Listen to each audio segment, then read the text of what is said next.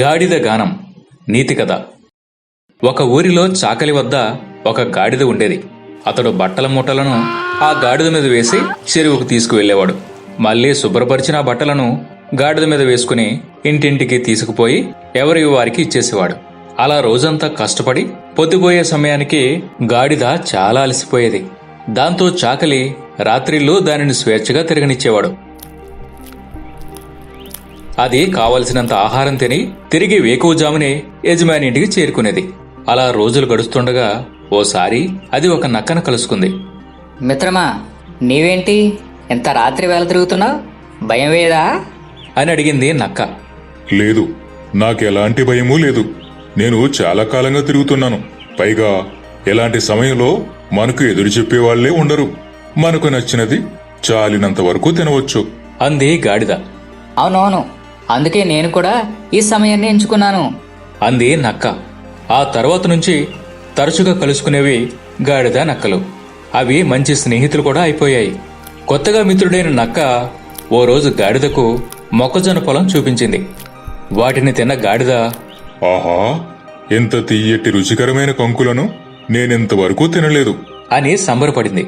అప్పటి నుంచి అవి రెండూ ప్రతిరోజు రాత్రి మొక్కజొన్న పొలంలో పడి తిరిగేవి.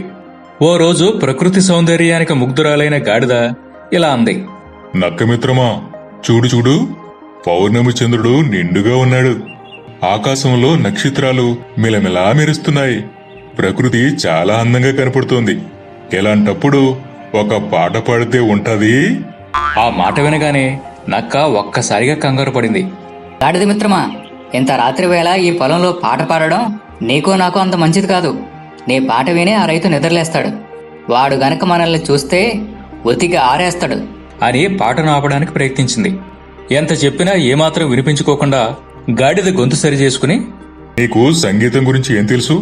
ఆ రైతు నా పాటలను విని నిద్రలేవని. ఏం పర్వాలేదు, కనీసం వాడైనా నా పాటలు విని మెచ్చుకుంటాడు అంది. ఎంత చెప్పినా వినకపోయేసరికి, ఇది అత్యద్భుతమైన గొంతే, నేను కాదనను. కానీ ఈ రోజు నీ స్వరం కొద్దిగా నీరసంగా ఉన్నట్టుంది. నీకు ఒంట్లో కూడా బాగాలేదనుకుంటా. మరో రోజు ఎప్పుడైనా పాడవచ్చు అంది నక్క.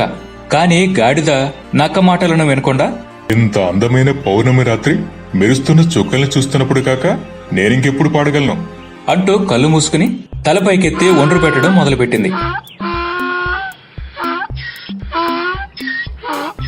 దీంతో లాభం లేదనుకున్న నక్క మెల్లగా పొలం నుండి జారుకుని దూరంగా వెళ్లి దాక్కుని ఏం జరుగుతుందా అని గమనించసాగింది. తలపైకెత్తి ఒండ్రు పెడుతున్న కర్ణ కఠోరమైన గాడిద గొంతు నిద్రపోతున్న రైతుల చెవిని పడింది. వారు లేచి హుటాహుటిన పొలంలోకి వచ్చి గాడిదను చితకబాదారు.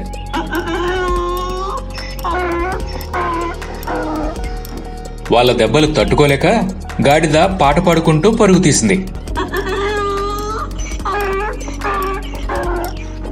అంతా చాటుగా చూసిన నక్క గాడిదకు తగిన శాస్తి జరిగిందని సంబరపడింది. మళ్లీ ఒకనాడు గాడిద నక్క ఒక చోట కలుసుకున్నాయి. ఆ సంఘటన నుంచి నీవేం తెలుసుకున్నావు మిత్రమా అని అడిగింది నక్క. ఆ రైతులకు సంగీతం విని ఆనందించే రసహృదయం లేదు, పిచ్చోళ్ళు అంది గాడిద. గాడిద అమాయకత్వానికి నక్కకు ఎక్కడలేని కోపం వచ్చి ఇలా అంది. ఒక్కటి ఇచ్చుకున్నానంటే మొహం పచ్చడైపోతాయి. వాళ్ళు కదా పిచ్చోళ్ళు, నీవు. అప్పటికీ నేను ఒండ్రు పెట్టొద్దు అని మొత్తుకుంటూనే ఉన్నాను. నా మాట వింటేగా చావు దెబ్బలు తిన్నావు.